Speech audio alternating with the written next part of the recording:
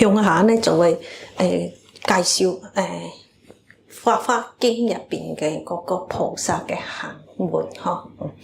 咁第一咧就係實踐經典嘅五種法師行。咁咧呢個咁特別咁樣提出嚟咧，大家可能會覺得好似好新鮮係嘛？但其實咧，大家一路都做緊嘅。嗱，我哋讀下呢段文。有善男子善女人，以法華經乃至一句受持讀誦解說書寫種種供養經卷。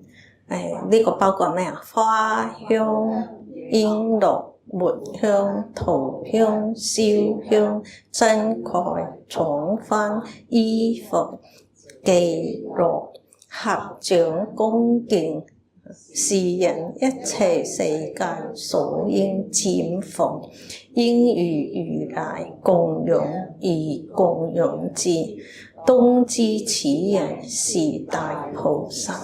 哇！大家都係大菩薩。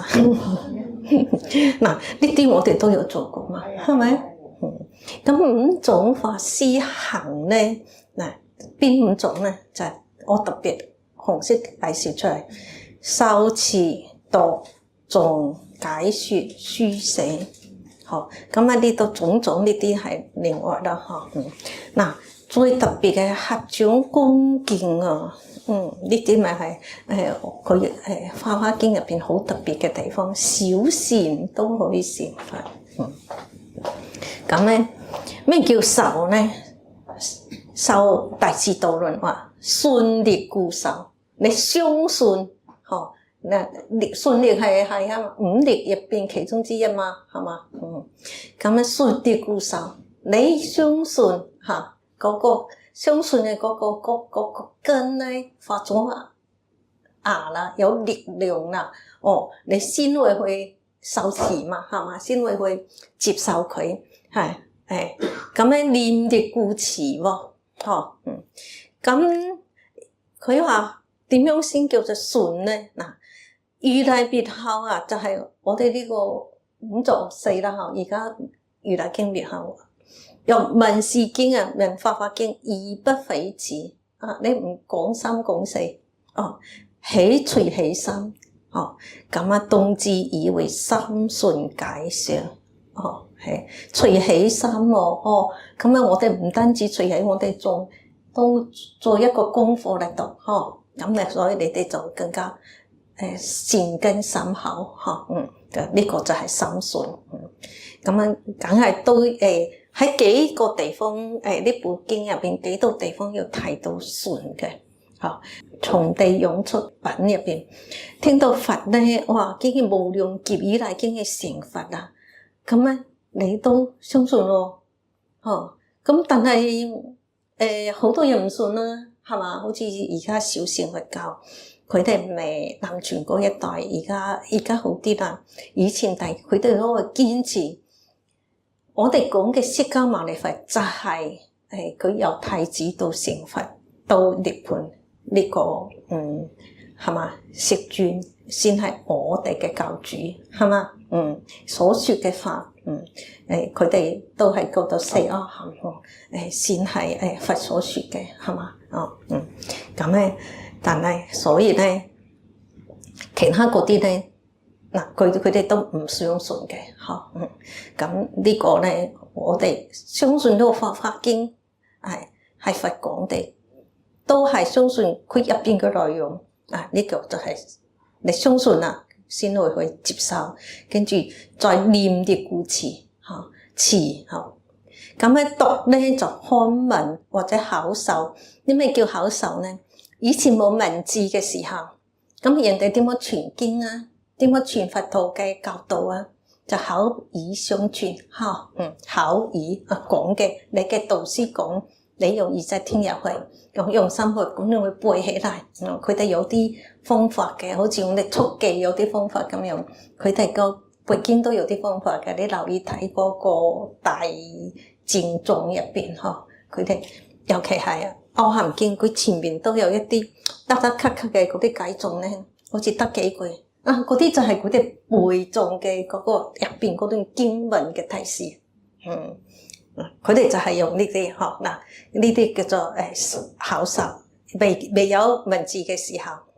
咁啊康文咧有咗文字啦，你自己睇，咁啊固然讀，你讀係有個本子睇嘅，呢個就係讀。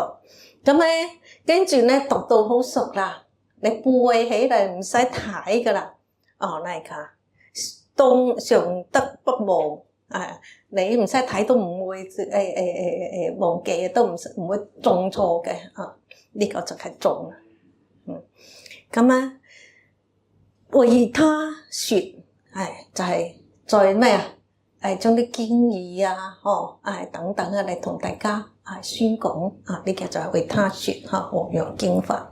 咁啊，所以經書難解，聖人嘅書嘛，咁咧，所以你就要解義解說解同說都可以分開嚟。咁我哋五種係指修持、讀、誦、解說、書寫呢五種最主要，其他呢啲咧就係十講啦。咁呢個書寫咧就特別應該講嘅，唔係淨係抄經先叫做書寫。包括咩啊？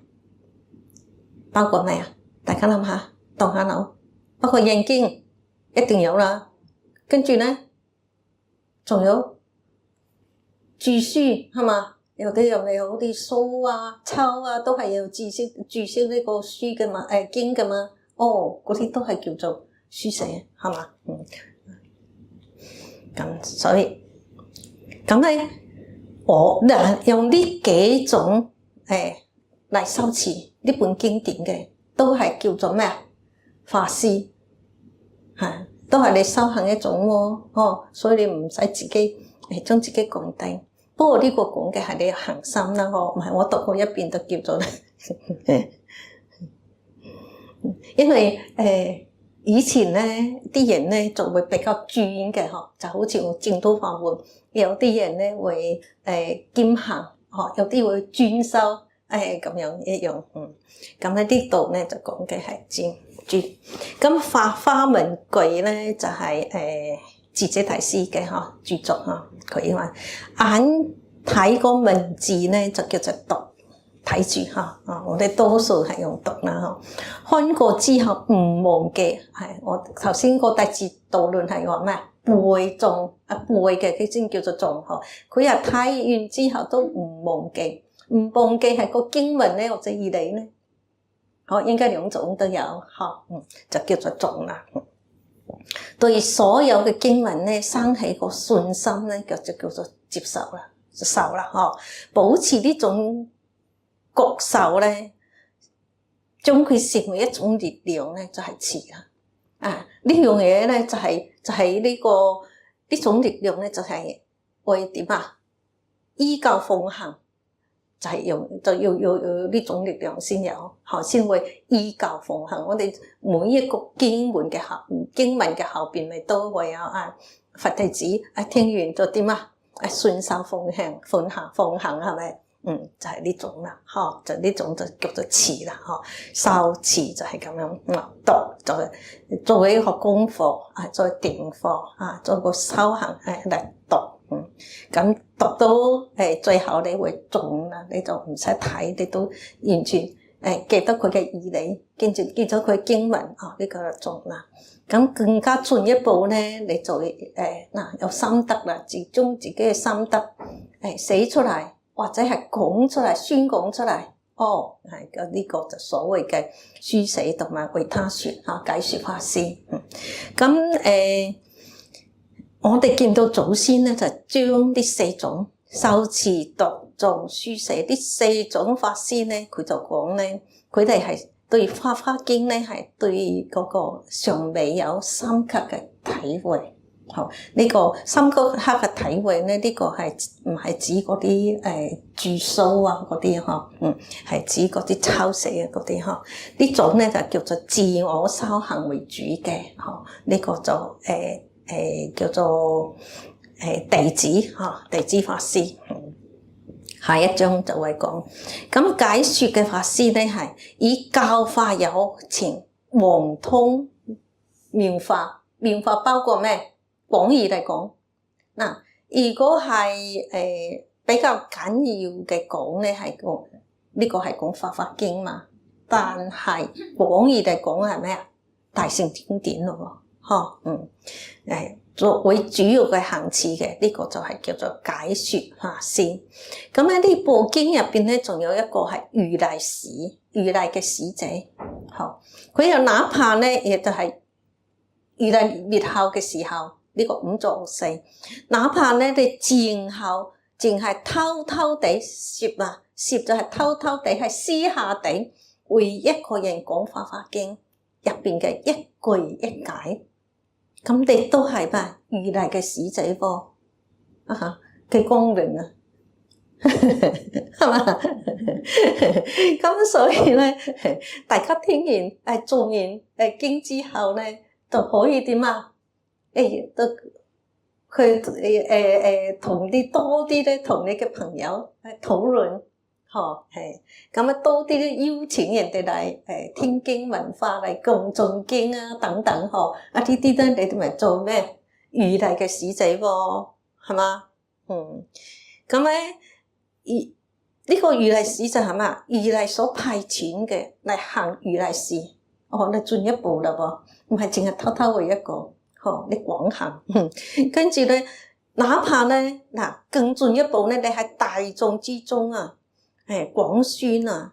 如來嘅教法，呢個更加係如來使啦，如來嘅使者啦，係嘛？咁咧，我哋大家都要發起呢個咩啊？願係嘛？我哋要做如來嘅使者，係嘛？做如來使，我喺嗰陣時一讀到呢句咧，我覺得我都成個都挺起嚟啦，係啊！我就要做如來使，雖然咧我係好笨，係智慧咪唔係咁係高超，不過咧懂得一句就講一句嚇，就盡量唔好講錯，就唔可以講錯嚇，講錯咧就係要會俾外道，跟住佢下邊仲有一句，因為點啊？你點解要攝位咧？因為咧。你唔睇得人哋嘅，冇辦法，你辯才未開啊，未廣啊，你知識未廣啊，你呢冇辦法。如果人哋嚟外道啊或者其他嚟挑戰你，你冇辦法咧，就係俾佢信服。咁所以咧，佢就要咩攝會啊，攝會一人講，偷偷地喺私底下，喺我哋嘅個地方講。咁咧，如果你嗰個經驗係嗰個大法將啦，唔怕人哋挑戰咁樣你就可以點啊廣宣啊，咁我哋梗係都要有攝講到，慢慢擴充自己嘅能力同埋智慧啦，係嘛？咁咧就到廣宣啦，希望呢啲係我哋嘅目標啦，咁呢個大家都要努力啦。咁所以咧呢個五種法施行咧係一個修行者喺菩薩道中嘅自我修行，行向教化他人嘅呢個修道嘅過程，呢個就係唔係一樣，你可以每一種人咧都係讀係一種人，一堆人，仲進一步又係另外一堆人，咁受啊、詞啊同埋書寫啊、解說啊，呢啲都係另外每一個都有一堆人，係嘛？因為我哋歷史行過嚟歷史嘅長河入邊，我都會見到。但咧，你就要立意咧，自己一樣咧就行晒咧咁多，係咪？係啦，你有受持，你有信心啊，係嘛？先去受，跟住去依靠奉行咪持咯，係嘛？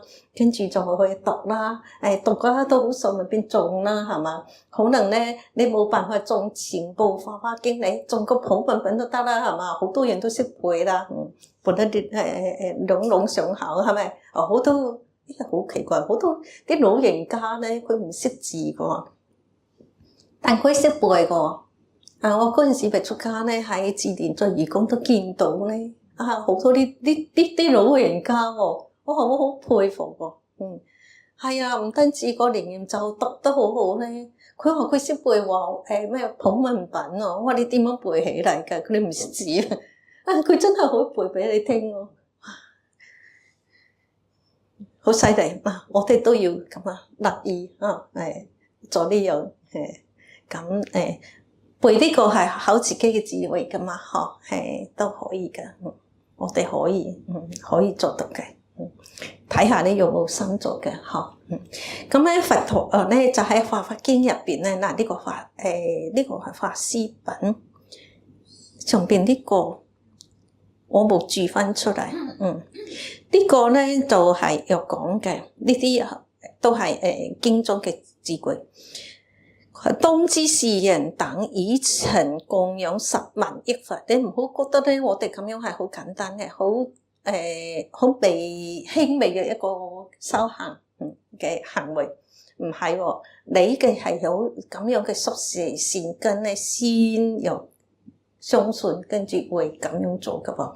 以諸佛所成就大願唔單止曾經供養咗好多嘅佛所以話大家咧都唔係襟死先修行嘅啦，咁憫眾生故生此人間，你帶呢個就係好似我哋叫人哋咩嘅老和尚要咩早去早飯嘅道教為行嘅，原來咧好多人都係再嚟人，是諸人等以未來世必得成佛，大家咧咁你都可以成佛。但係成佛幾時成佛咧？頭先有講過嗰個表係嘛？嗰個畫係嘛？所以你係3大阿僧祇劫成佛咧，或者你去跳班咧，或者咧你係即身成就咧，呢樣嘢你就自己要反思咯喎。咁呢個咧就睇翻咧你自己嘅善根同埋你嘅修持嘅法門，同埋你嘅信。係有關係啦，咁咧我哋再講翻呢個5法，自愧用呢個5修持、讀、誦、書寫為他說，呢5種方法咧嚟作為自己修行嘅行門咧，呢個咧係弟子級嘅嚟升班嘅，係自行嘅法師。咁咧，如果你將佢咧喺大眾，哪怕係偷偷地私底下為人講一句，或者喺大眾入邊嘅廣宣，咁呢個咧就教他5法啦。呢個咧就係法師咯，就化他嘅法師呢個係法華文句入邊講嘅，呢個智者大師講嘅。咁雖然咧你為他說你同人哋講經你仲未自己未證嘛，未證悟嘛，咁所以咧不解心意，你有位弟子都係叫做自行法師。咁如果你同人哋講說咧1/16唔係貴族意你以上或者以上咧，你就可以堪稱為法師啦。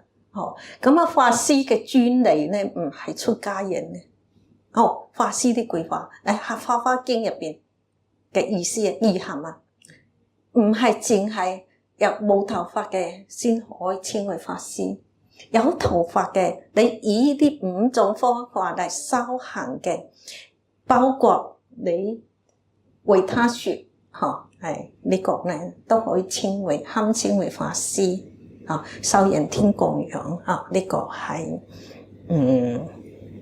法華經入邊另外同人哋比較唔同嘅地方。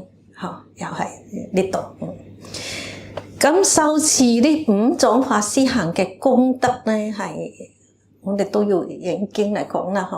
呢個係陀羅尼品第26品啦。佢話佛咧對藥王菩薩講：若善男子善女人能以是經乃至受持1世具解咧，讀誦解義如說修行咧，就功德咧甚多，甚多係多比邊個多咧？就相當於供養800萬億哪有他恒河沙等諸佛。我哋要供養一個佛都不容易啦，何況要供養咁多幾多利劫啊嚇，好多世嘅嚟供養佛啊！你嘅功德咧係同嗰個五祖法師行嘅功德咧可以相等啊！呢個咧係之前喺啲句之前佛係咁講嘅，先問玉雲菩薩係供養咁多嘅佛咧有冇功德啊？咁玉雲菩薩會點功德好多，但係咧你喺呢個法華經啊，你修持啊，哪怕一世句解啊，你用嚟讀修持讀誦解義如說修行啊，功德甚多啊！大家係咪好開心啊？咁啊，跟住咧喺個分別功德品入邊咧，佢又話呢個係對彌勒菩薩講嘅，亦都係彌勒菩薩。佢話呢啲人咧，善男子善女人就係佛弟子啦，係嘛？你唔需要就係幫我起塔廟、塔寺啊、塔起寺啊，塔咪係用供養咩？舍利法身或者佛像法身舍利。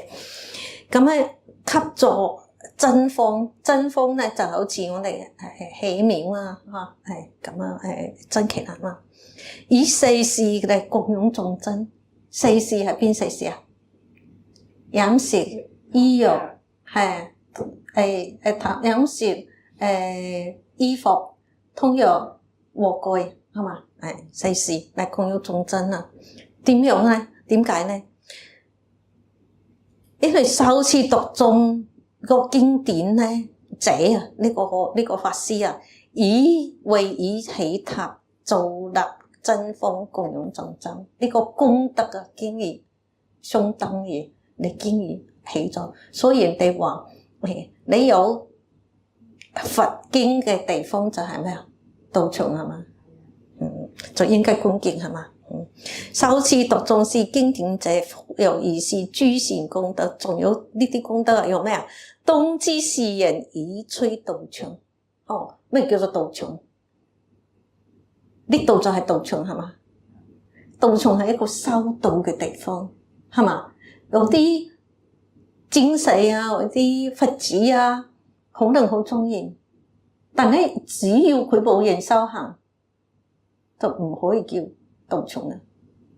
有人真係喺度修行，有教化，宣講法義，咁先可以叫道場。道場係用嚟辦道噶嘛，係嘛？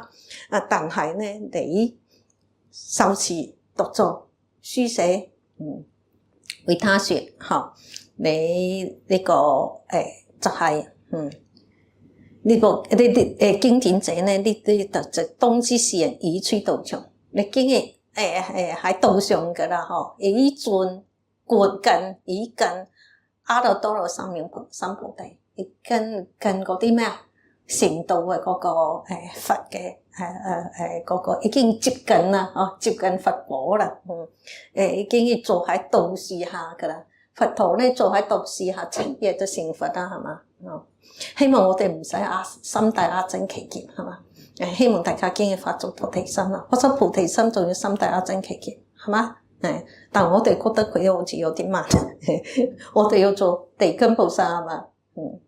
好，是諸人等以未來世必得成佛。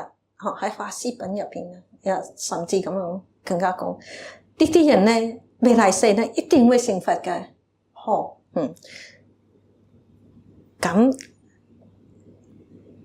所以咧，如來滅後咧，受持讀誦解說書寫弘揚呢個經典咧，得6根清淨。邊6根啊？眼耳鼻身意係嘛？呢個咁6根咧清淨咧，就相當於呢個淨。如果42位啊，或者52位啊，呢個嚟講，因為有啲係唔計十信噶嘛，就經已入咗咩啊？圓教嘅初信位噶6根清淨，咁咧6根清淨，如果相當於比較咧，經嘅操住噶啦，咁咧證得會不退啦，就決定咧你唔會再退入去心目度啦，係啊，咁咧如果係宗教咧，叫做咩啊？小乘佛教，佢就經驗咧係同佢初果，相等，佢相等嘅意思咧，有啲功德，有啲功德係未等得齊嘅，不過咧，兩個嘅功德未等得齊，但係嗰個位置啦，就唔退入心目度嘅嗰個位置，因為我哋知道，初果善人咧，佢係咩啊？仲要七次人天嘛，係咪？佢唔會就墮入去心目度啦嘛，就可以係成就佢嘅解脫啦嘛，呢個我講咗啦，首次讀誦解說書寫法華經嘅法師咧，都雖然佢唔限係在家出家，佢都咧喺皆係如來嘅使者啦，都可以叫做咩法師啦，咁喺六根清淨咧，六根咧嘅功德咧，六根咧共有6000嘅嗰個功德，眼咧有800，耳有1200，1200，鼻咧有800，因為耳你可以聽晒成個方圓啊嘛，上下四方，咁喺身咧接近800，身你後邊睇唔到嘛，咁喺耳咧有1200，共加埋有6000嘅功德，呢啲咧喺《法華經》入邊有嘅，有詳細講嘅。咁呢個咧係我咧就冇用，我覺得咧係好似法師咧好近，頭先咁樣講嘅法師好似好容易做係嘛？但係我哋對比下其他啲經典係點講？咁十住嘅毗婆沙論入邊咧，對說法師嘅要求係點咧？我哋讀一遍好嘛？一者廣博多學，能持一切言辭章句；二者決定善知世間出世間諸法生滅相；三者得禪定慧，以諸經法隨順無爭；四者不增不損，而所說行，而所說行就好似以佛所說嘅咁樣去修行啦，咁樣其實咁樣都唔容易做，第一嘢你要廣博多學啦，唔可以淨係一句佛號啦，能持一切言辭章句啦，呢啲我哋見到嘅歷代祖師嘅嗰啲大法師咪全部係都有呢種條件係嘛？具備呢種條件係嘛？佢哋世間出世間嘅嗰啲知識咧，都其實咧都好豐富㗎係嘛？但咧佢又有正知正見咧，唔會沉淪喺世間俾世間嘅嗰個知見所左右係嘛？我哋而家咧，如果你正確嘅知見未確立咧，你太多嘅涉入嗰啲世間嘅文詞啊等等，你就會點啊？會俾佢轉啊，唔係你就去轉佢唔係你去教化佢，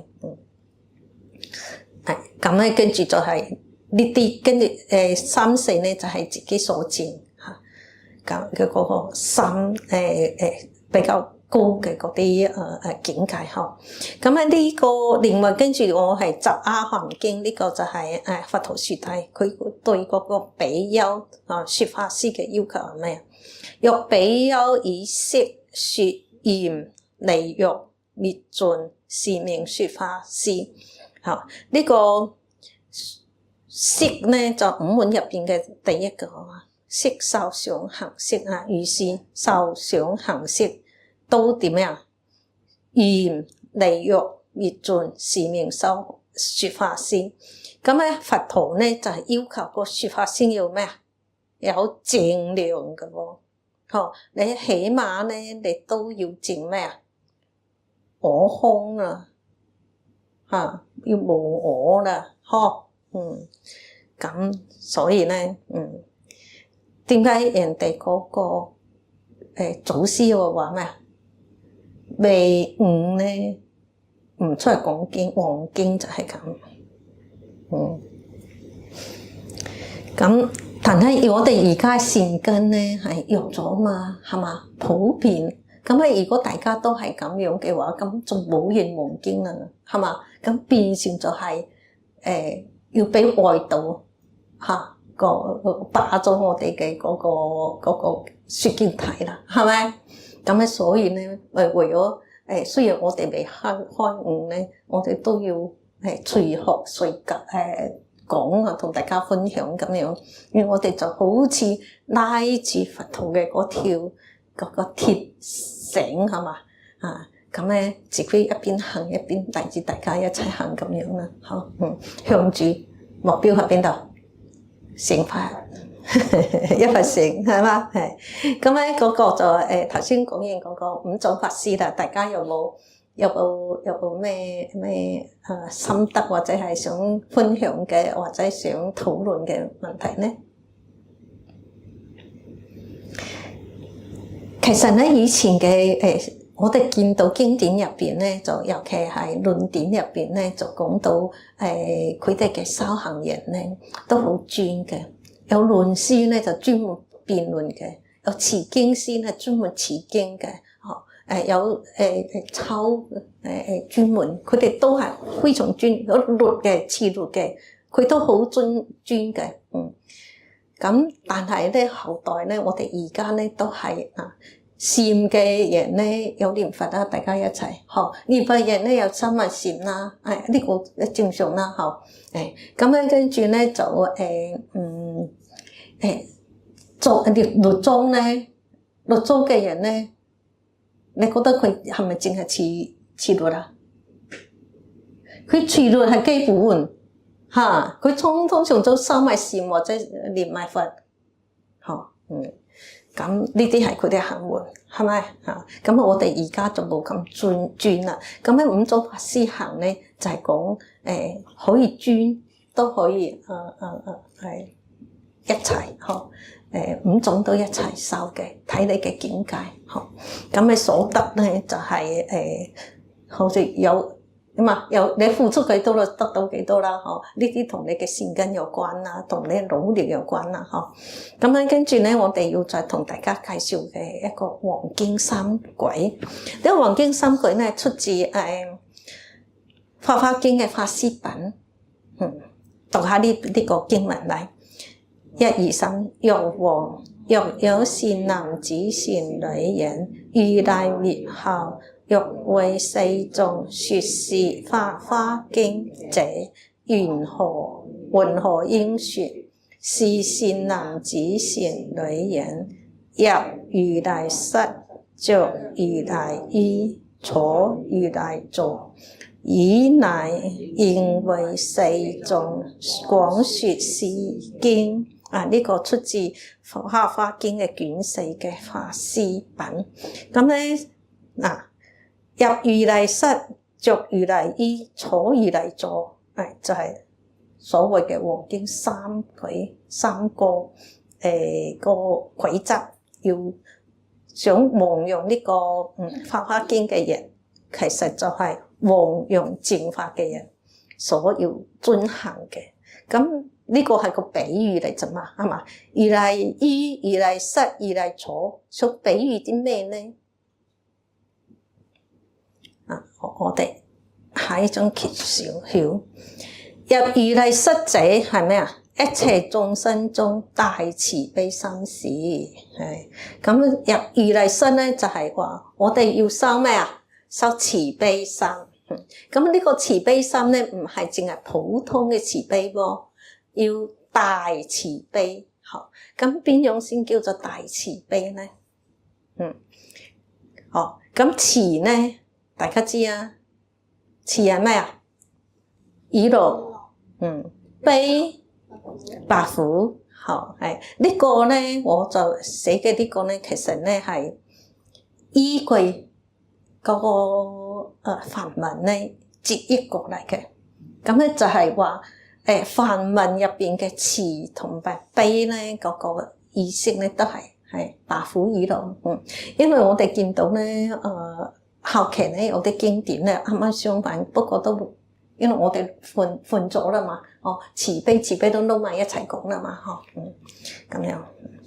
咁樣經中咧有啲藍色呢個都係經句啦，我哋一齊讀一下。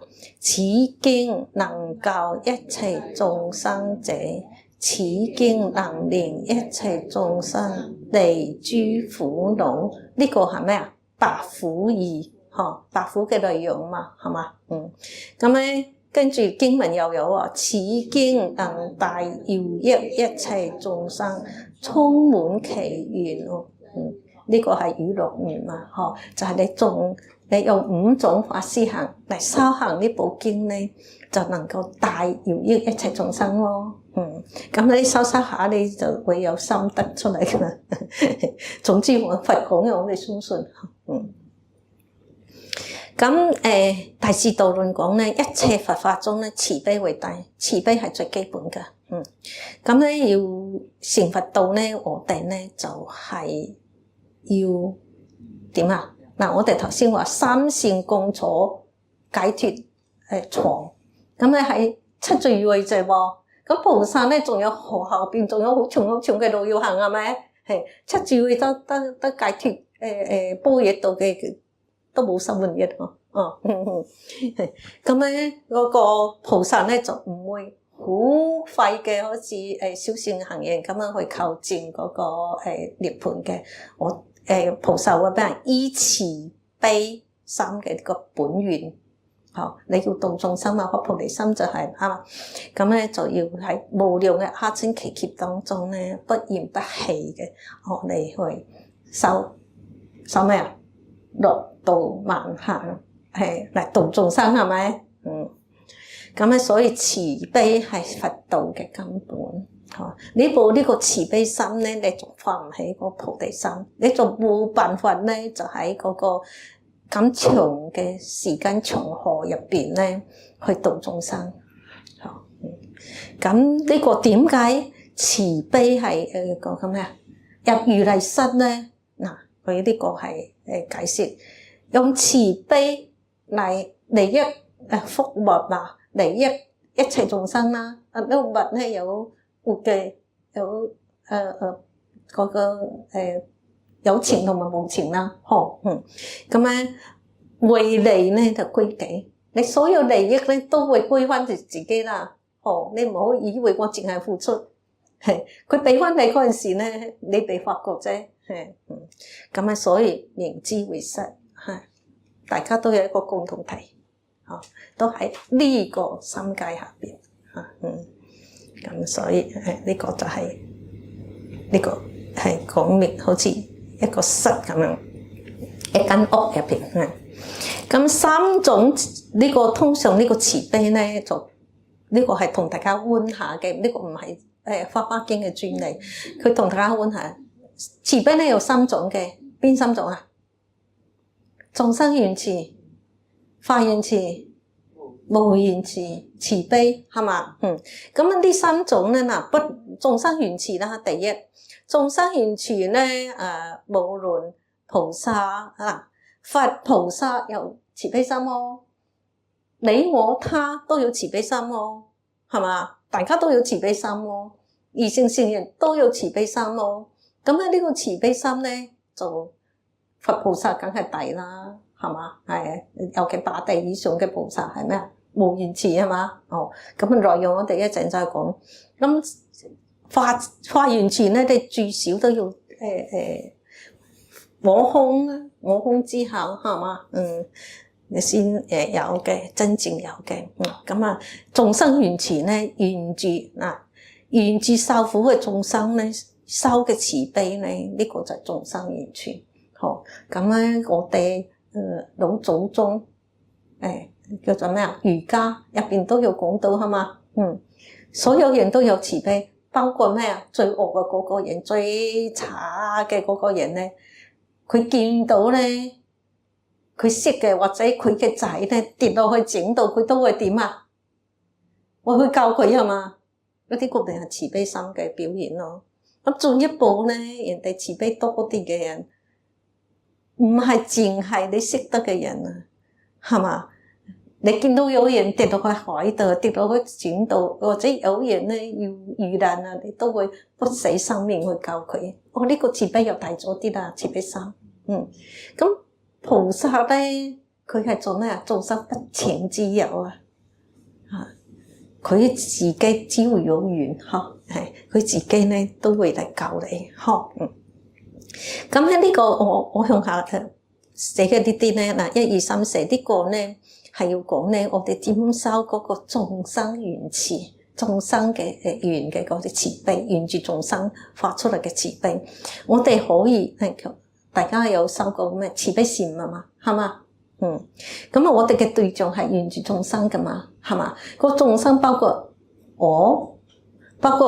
我哋嘅親人，包括一路擴開去嗰度咩啊？十方化界一切眾生，好遠嘅，包括你嘅自然啦，包括嘅咩嘢，你會由自己出發，係咪？你念嗰句願我無敵意，因我無敵意無痛苦，無敵意無痛苦，因我保持快樂，係嘛？我要，因為我收國語，所以我要諗下先講得出嚟。咁咧，你就係呢句。類似啦，可能每個人嘅嗰個表達嘅意思唔同，但係咧你就將自己開始我，跟住代表咩啊？現我心別我哋呢個範圍嘅所有嘅行者同修係嘛？跟住就自然嘅所有嘅義工係嘛？四眾弟子，包括佢哋家人係嘛？跟住你再擴過去啦。擴到邊度啊？你唔識嘅，包括你嘅敵人啦，係嘛？再最後咧就係點啊？一邊東方嘅、南方嘅，一邊嘅係嘛？十方啊擴到好遠好遠嘅地方係嘛？所有嘅一切眾生都有情無情可見唔可見係嘛？你都點啊？冇敵意冇身體嘅痛苦冇心靈嘅痛苦係嘛？都保持快樂係咪？咁咧喺嗰個新冠病毒嘅時候，係咪好多人提倡好多出家嘅大德咧都提倡大家點啊？大家快啲修慈悲心係嘛？係慈悲觀係嘛？咁你哋有冇修啊？我哋嗰陣時咧灌埋咧連埋新冠病毒嘅咧有情冇情嘛？到咧善意嘅、惡意嘅、有身體嘅、冇身體嘅，全部都希望佢點啊？冇敵意、冇痛苦，係嘛？你包埋佢度，咁咧收下嗱，呢個淨係自己一個心念係嘛？嗱，用以清淨心觀想眾生快樂之相，你眾生快樂嘅嗰個樣咧。你要由邊度開始觀啊？要你最熟悉嘅個嘢，係嘛？你觀到佢咧，你一諗去佢咧，佢就對住你笑咧。你嗰個對佢嘅擴展對佢嘅呢啲部分咧就成功啦。你繼續擴大佢，係嘛？咁樣如果擴大到所有嘅敵人，所有嘅病毒都冇晒啲殺傷力，咁你就好成功啦，係咪？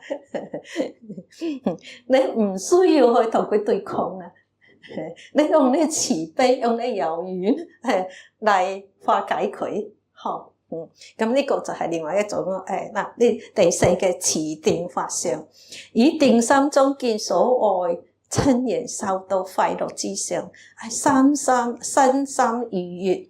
和顏色和色了了分明好清楚喎似見中人，再進一步見怨人，同你有敵人有仇嘅人，咁亦復如是。但由一人擴到10人，擴到1000人，最後擴大到十方世界一切眾生皆悉受樂，大家都好開心。你喺你嘅定中咧，都非常快樂你呢個眾生緣起啲觀法咧就成功啦。嗱，修此慈悲時咧，應知所緣之眾生亦是假名。你進一步你唔好執着嘅，我哋嘅菩薩嗰個咩祖先咧又提醒我哋，不好執為實有，你唔好將佢實底啊。A 就係 A，B 就係 B， 你真係好快樂。呢啲係假面嚟咋，眾生今世咧同你有緣上一世咪話唔定係咧冤親債主都唔定，可以咧你將佢可能係土仔，你可以將佢咧灌到咧佢放棄佢土仔，變成進一步變成你係恩緣報恩可以咁呢啲係需要咧時間咯，需要你嘅誠心咯，真心誠意咯，係嘛？好，咁發願慈悲咧，呢個咧係二乘聖者嘅慈心，係證悟咗聖果。所謂證果就係法，唔再對我咧有執着嘅嗰個慈悲心。佢雖然知道咧眾生冇我，但係咧仍然有眾生嘅假想。如果唔係咧，眾生冇我咧，佢就點啊？唔會關心眾生啦，眾生仲有個假想喺度。咁咧呢個係觀音言義咧，都係嗰個智者大師寫嘅。善惡觀十法界，善相善同埋相一切善惡色界虛空，虛空就將佢空咗啦，假名界空等等咁呢個就係發願慈。咁報願慈悲係咩咧？呢個係如來嘅慈悲，如來就係佛嘛，呢個慈悲咧就係以實相係同體嘅。咁點解叫做無緣咧？佢係唔取眾生相，唔取涅槃相。頭先發願咧就要取嗰個，仲要取一個法，係嘛？要執住嗰個呢個法。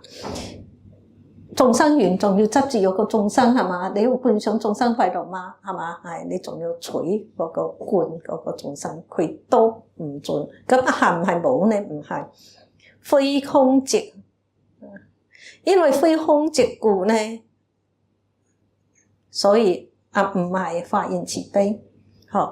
非愛見咧，冇執着嘅嗰個親同埋緣啊，係嘛？你就又唔係眾生緣，咁喺兩邊冇咗兩邊上，唔係眾生緣，又唔係法緣，佢又咩？無緣，無緣咧就好似有個比喻咧，就好似嗰個磁石啊，你嗰個磁石咧一見到鐵咧，係嘛？佢一鐵自動係嘛？投埋嚟㗎，係咁樣嗱，個無緣慈悲就係咁樣，任運嘅，佢唔使特別做語嘅，作意啊，作語啊，唔使特別作語嘅，咁咧佢嘅對象咧，佢又講到咩？普福法界，善個法界都係佢嘅對象，要百苦以樂。同埋佢個苦咧係你嘅苦嘅根本，樂咧係你嘅究竟嘅樂。點樣先嘅叫做究竟樂咧？講到大家都瞌眼瞓啦。點樣先係究竟嘅樂咧？成佛嘛，解脫嘛，出心界嘛，係咪？嗱，佛嘅最重要嘅係咩啊？要大家都成佛嘛，呢部《法華經》係咪？唔俾你沉迷喺火寨入邊嘛。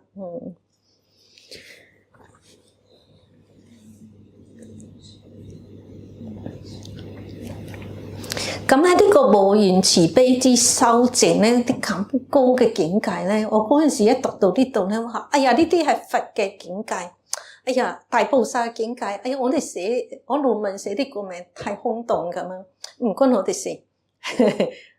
我都有一段時間咧唔想放棄啦，但後尾見到呢句咧，我咧又覺得我哋都可以嘅，可行嘅。嗱，我哋睇下呢個點講。